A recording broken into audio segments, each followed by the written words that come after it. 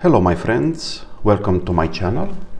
In this video I will show you a method to generate and control guiding structures with a direct application in plasma-based Wakefield accelerators. And this method is called the wire in the chimney nozzle. If you remember from previous videos how to design a chimney nozzle, so I will not enter into many details here. So here are the previous projects that you should be familiar with. We will use the design for the chimney nozzle, which we will modify accordingly to generate the guiding structures. So I will open the geometry.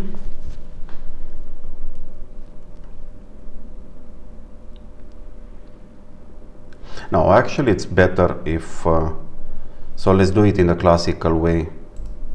So let's duplicate in case we will need later this design. All right. It's taking a while. Now, if you want to move, by the way, if you want to move these cases, you can see you cannot really move it if by default. But if you go here and right click on the screen and show system coordinates, if you click like this, then you can drag and drop where you want. Sometimes you want to organize in a different way this, so that's why it's good to have this one. Okay, let's give it a name. So wire in the chimney. Of course, 3D case, we don't have any symmetry, so we cannot do 2D axis symmetric, and 2D is not suitable. Okay, let's first, before anything else, at meshing, let's reset so that we don't keep any information that was before. It will sometimes gives errors. So right click also for Fluent, reset. All right. And let's open the geometry.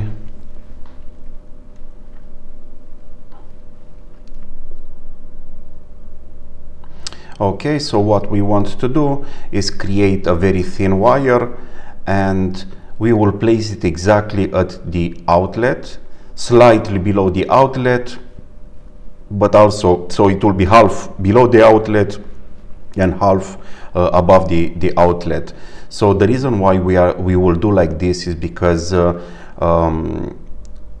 when you will manufacture this slit nozzle, you have to make there a small indent in the nozzle so that you can fix the wire exactly in the middle, and that's why the wire will be slightly below the level of the outlet.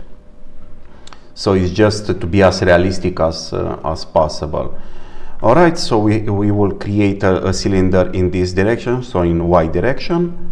So we go to create primitives cylinder, and you can even press generate. You can always modify it. So this is the cylinder. Okay, it's huge. So now let's try to modify. So we want in Y direction. So it will be in the first instance. So we will make it slightly longer than the outlet. So it will be exactly as big as the outlet. And if you remember from the last tutorial for slit nozzle, this was 2 centimeters. So we will put here 20, and we will not have any component in Z direction, and the radius in the first instance, let's put it let's say 0.5 millimeters so that we can see it properly.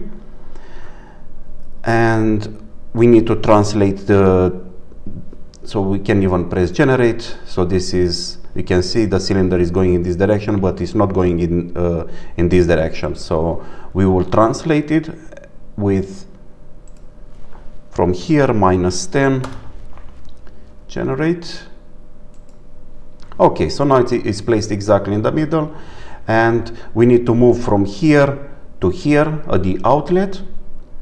And let's see where we place the outlet at 200 millimeters. So cylinder, we will translate it in the X direction.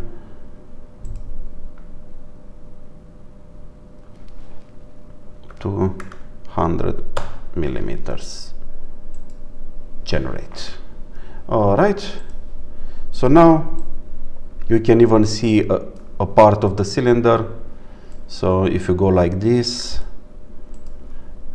and press on this surface, right click and hide face. Okay.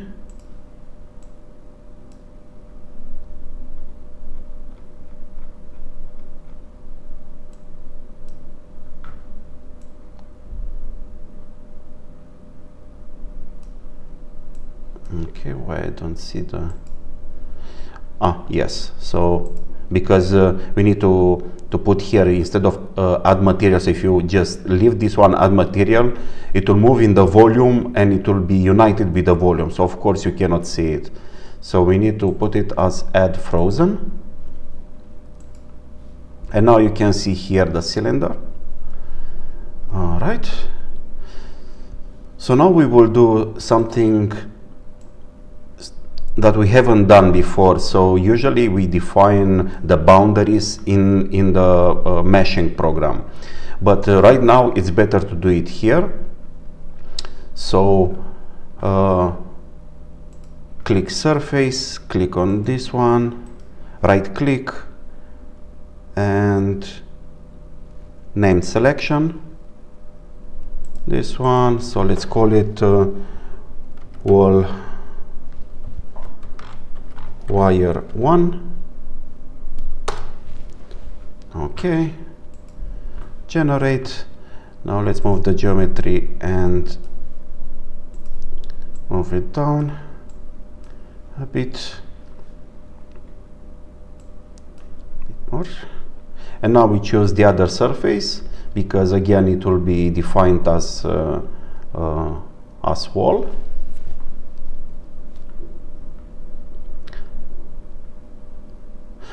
No, sorry. So I made a mistake here. So first, before we are doing this, so delete that one. So we have to subtract.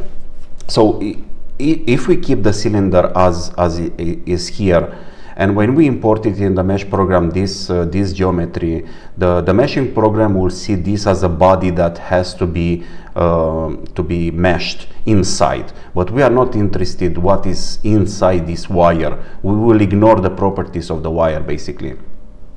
So to do that, we need an empty body there, and this is how we are doing this.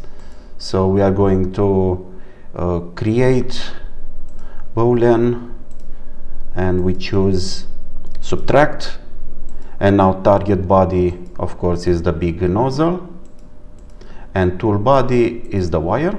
Apply and generate.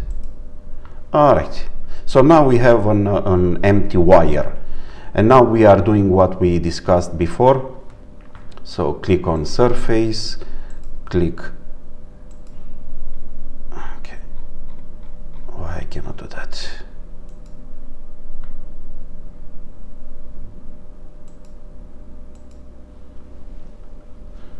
So surface, right click, name selection, apply, and let's call it wall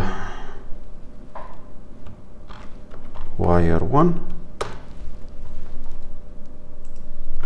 Okay, now let's choose this one, right click, wall wire. It's easier to do like this instead of selecting multiple surfaces, because you have to rotate it, and sometimes you just lose the selection, so it's a bit annoying. Okay, and now let's go the other side.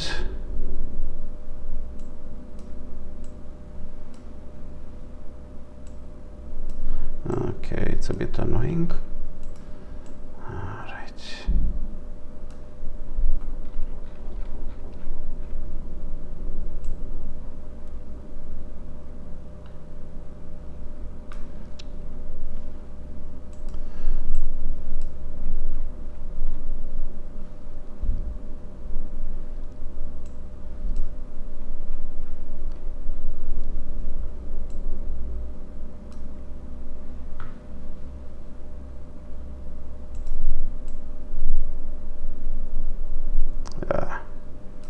Okay, so let's hide this surface. Okay, this one, right click and name selection, wall wire 3. All right, generate. Okay, and now right click and show all faces. And now let's select this and this and this. Okay.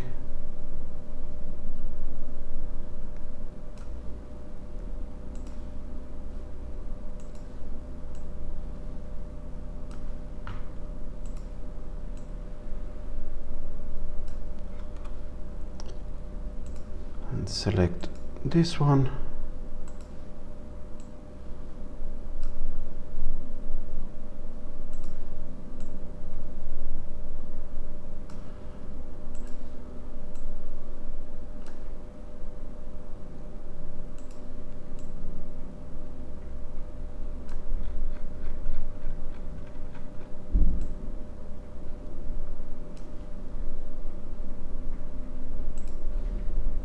Select this surface, and we need another surface which is right there.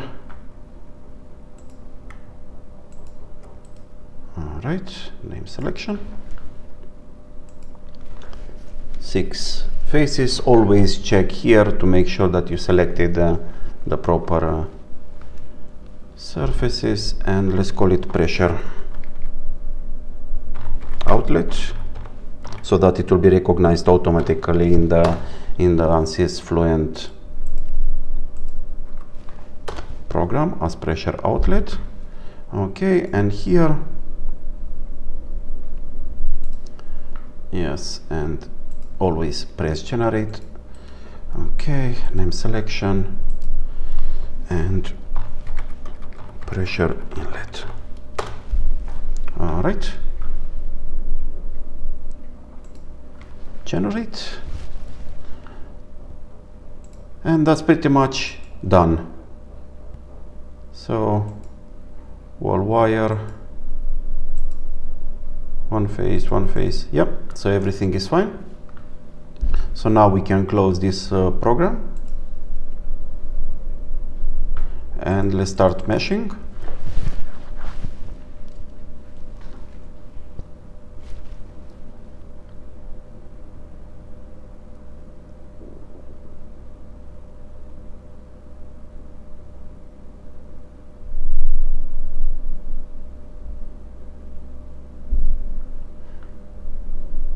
Okay, that's good.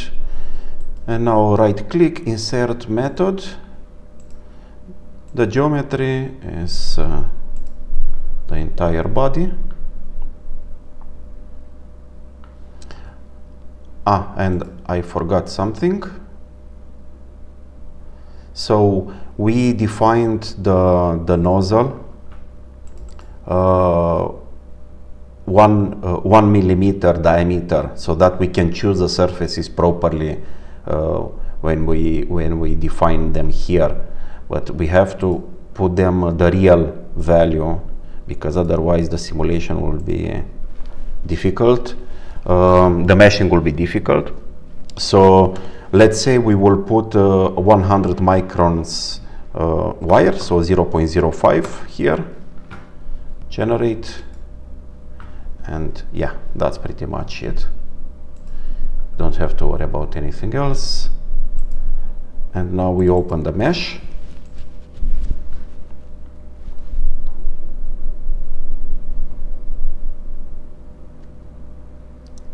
Or the meshing program.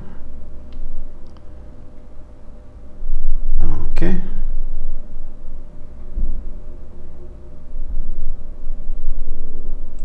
Okay, mesh, and I already chose this one. And as a method, if you remember before, we work with multi-zone and Cartesian. You can choose multi-zone and try to mesh it, but you will discover that you cannot mesh it. So the only method that will work is the Cartesian. So choose Cartesian, and right now, just without changing the mesh size, just right click and update, just to see if everything is okay. It's not okay because the mesh size is too big. So 0.005. Let's see if this one works properly.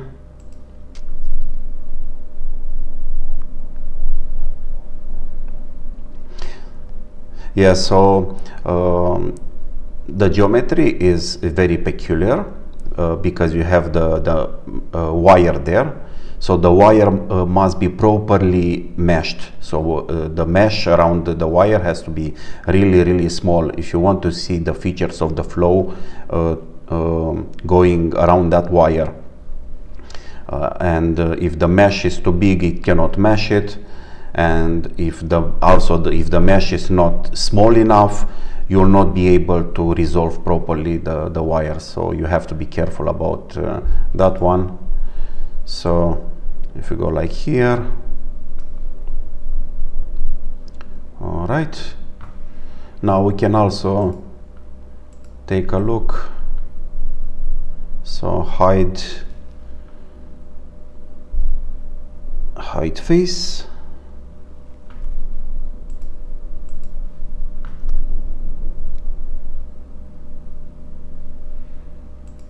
And if you can rotate the geometry, we can see the wire inside, so we can see it right here.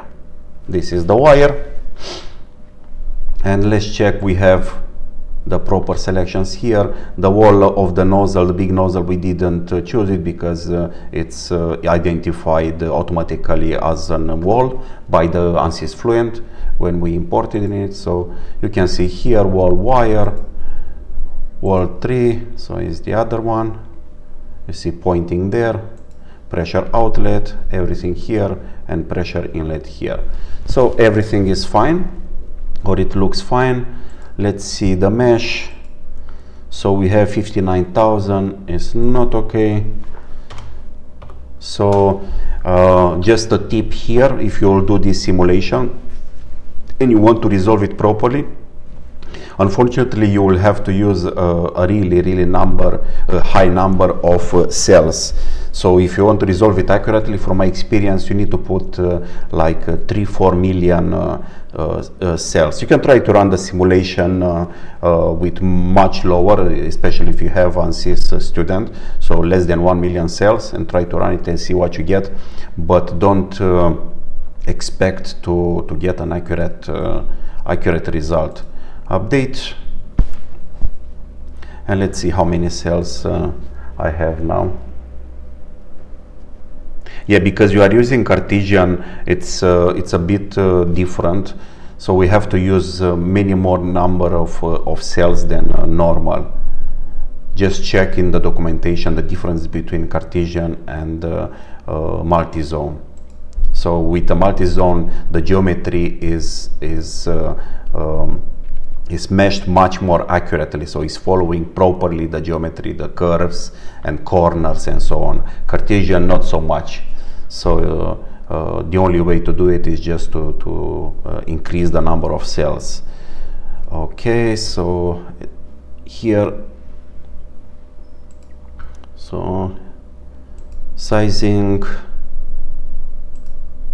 so quality, I want it high, and I want to see some metric about the element quality. And let's see now, update.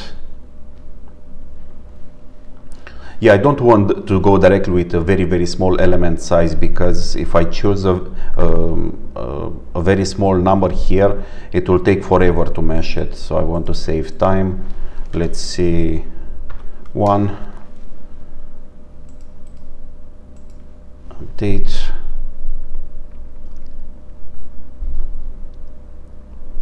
And also you need to go in small steps, decreasing the element size until you get a reasonable number of cells. You can choose a very small element size here, but you might end up with a really huge mesh, a really huge number of cells in the mesh. So you might have problems with the RAM, so it will be occupied very fast, and your computer might freeze, and so depending on what computer you are using. Okay, so now the meshing is taking much longer, so I expect that I will have a very big number of meshes, of cells, sorry.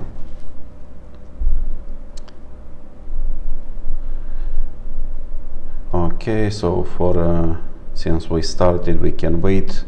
If you click here, left click, you can see the status of the meshing. So here it gives you information about what is meshing and what is the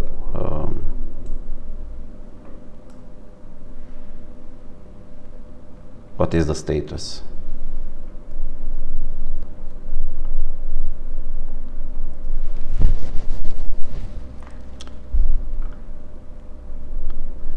So normally this window has also a button from where you can stop the meshing if it takes too long, and you know, just to avoid problems with taking too much RAM.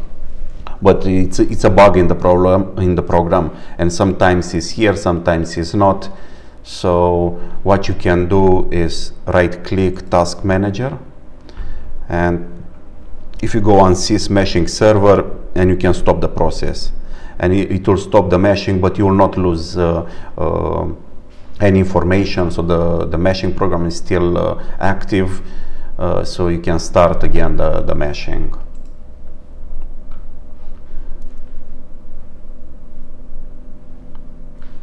Okay, we will wait. We will wait. We will not wait. It's taking too much time. No, it's 30%, so I guess we are very close. Yeah, now exporting mesh, so we are very close. Let's not stop it since it's almost done.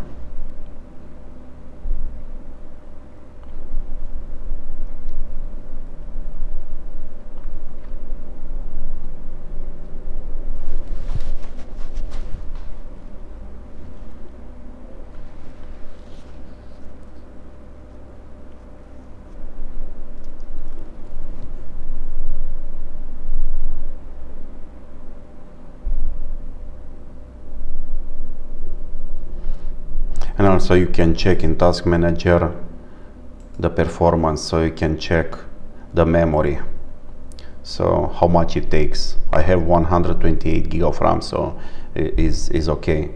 But if you have so here look, for instance, is taking almost 20 giga.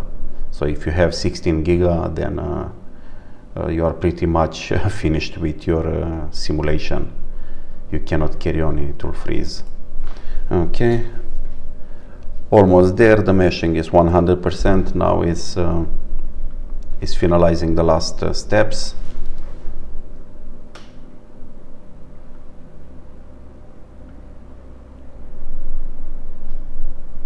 Yeah, it took a very long time, so I guess the mesh will be really huge. So you can see here 12 million, that's not suitable. It's way too much. Yeah, I can run the simulation on my computer, but if I start now to import it in Ansys Fluent, it will take a very long time. So let's choose okay, wait for program to respond. Yeah, it's a very big mesh, so now it's loading, so that's why it's taking such a long time. Okay, I will choose a 0.25, let's say.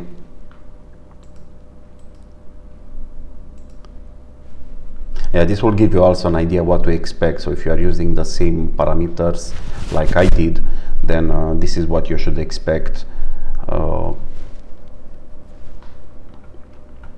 So let's see, it doesn't matter whatever number I have here, I will just use it so that I can show you the simulation.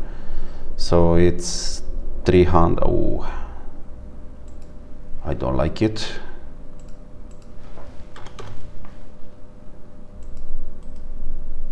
At least close to 1 million.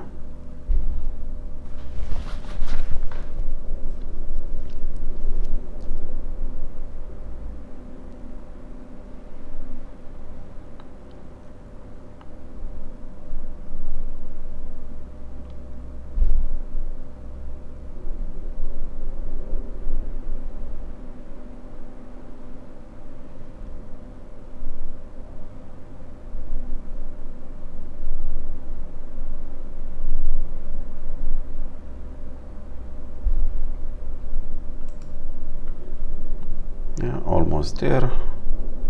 All right. Yeah, so right now we have 1.5 million cells. You can check the quality and so on. You have all sorts of statistics which you can see it here. So if you choose show detailed statistics, you can see all sorts of details. Check the documentation if you want to know, and you should know. Alrighty, so we finished here, we checked all this, and now we are going to Ansys Fluent, Control S, save periodically, and the setup is the same as before. There is no change, whatever, so double precision, and in my case I will choose 62. If you are using Ansys Student, it will be maximum 4, you're not allowed more. Okay, we start the program, and now is importing the mesh.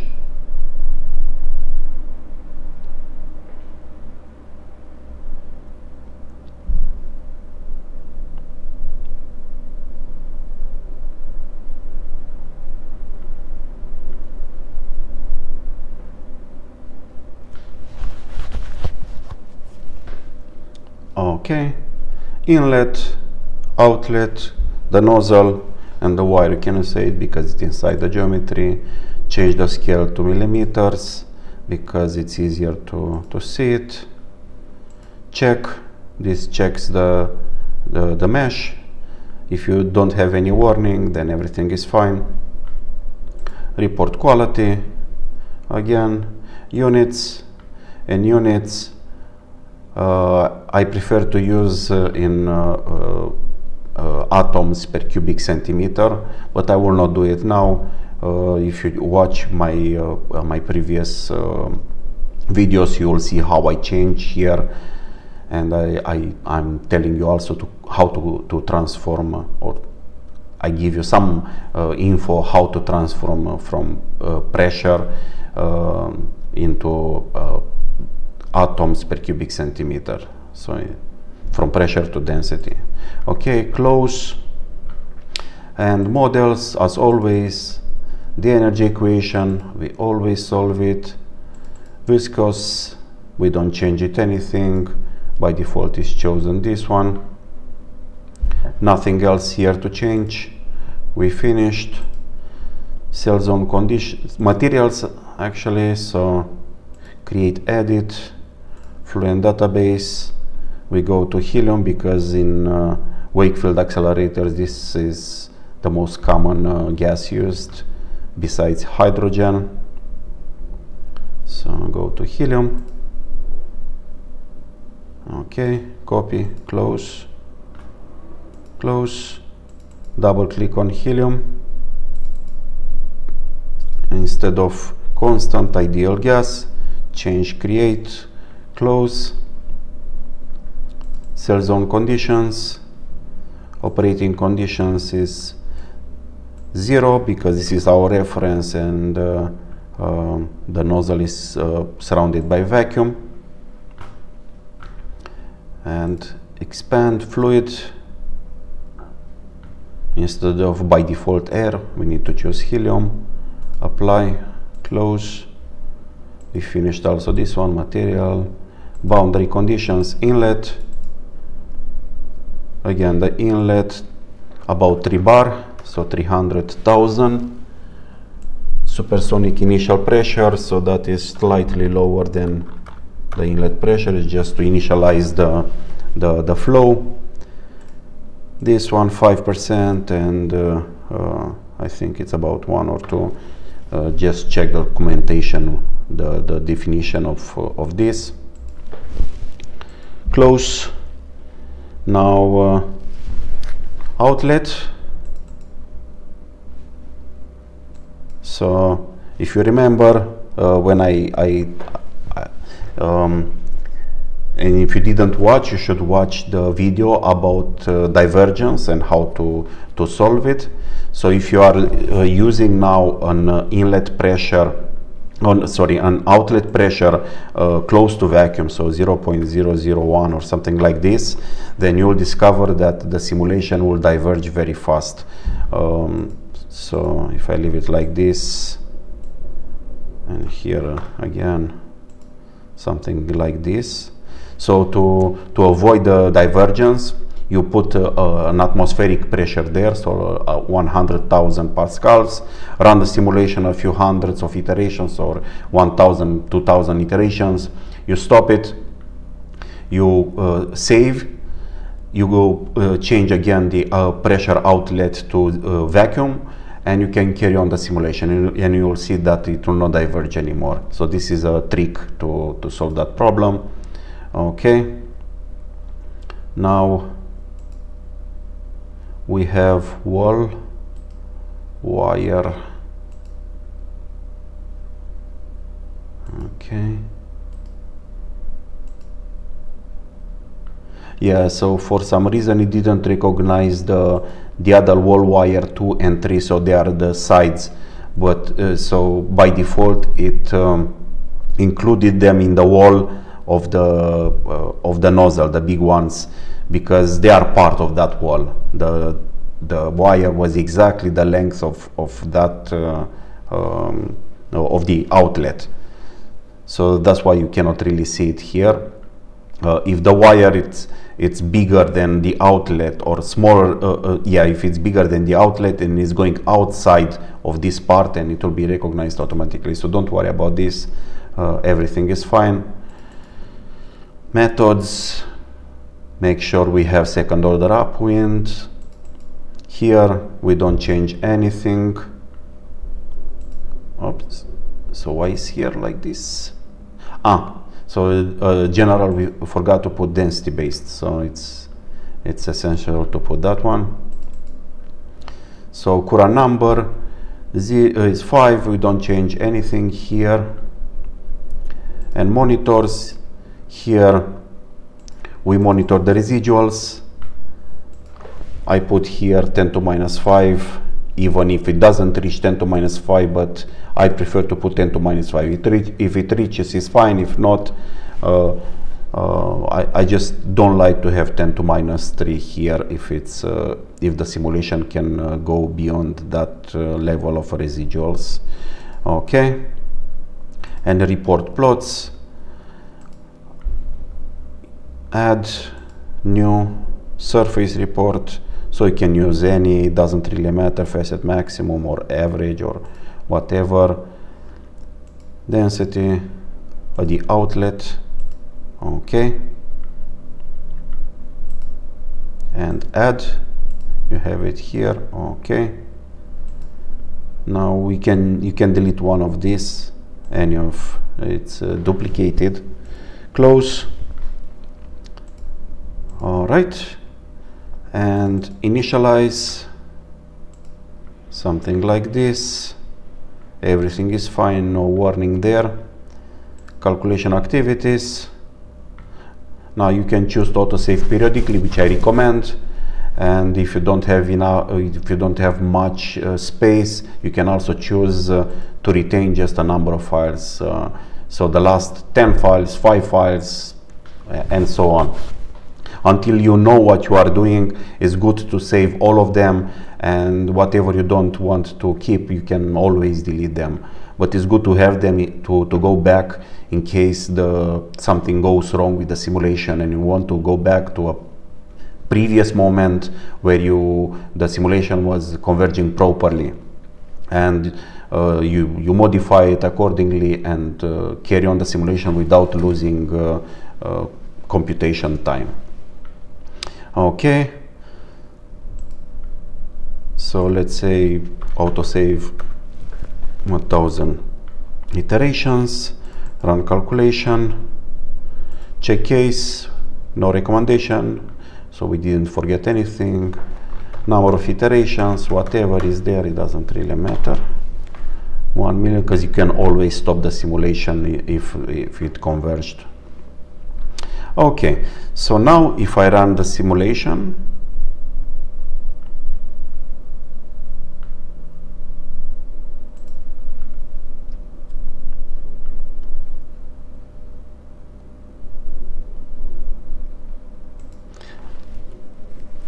if everything is fine, the residuals should go nicely down. If they start to go up and up and up, then it's almost sure that they will start to diverge. So there is a slight increase here, which I don't really like.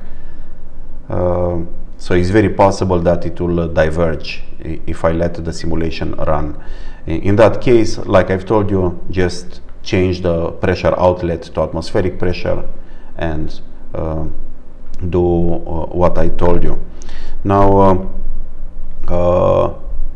here, how do you know that you reached convergence of the solution? So if you remember, if you watched the previous my previous videos, it's always the same. So it's about residuals, it's about the parameter monitor the outlet. In my case, I prefer to monitor the gas density, and one of the most important ones is the mass flow rate between inlet and outlet. So yeah, it's clearly it will diverge, so don't worry about this, because anyway I will not run the simulation until it will converge, because it's pointless. I let you do that. And so reports, how to check mass flow rate, pressure inlet, pressure outlet. You choose this one, so just left click, compute, and you will see there is a huge difference between the inlet and outlet. So make sure this difference is less than 1%. So here you will see the difference. Alrighty, so if you let the simulation run properly, and if you're trying to, so if you go here, models, so it will so if you want to so if you extract properly so when you plot, to see that guiding structure that I told you about, so you have to make sure that you take lineouts properly. So from previous videos, you remember that we took always lineouts here, because here was the important one. In this is Gaussian all the time if you don't have the wire.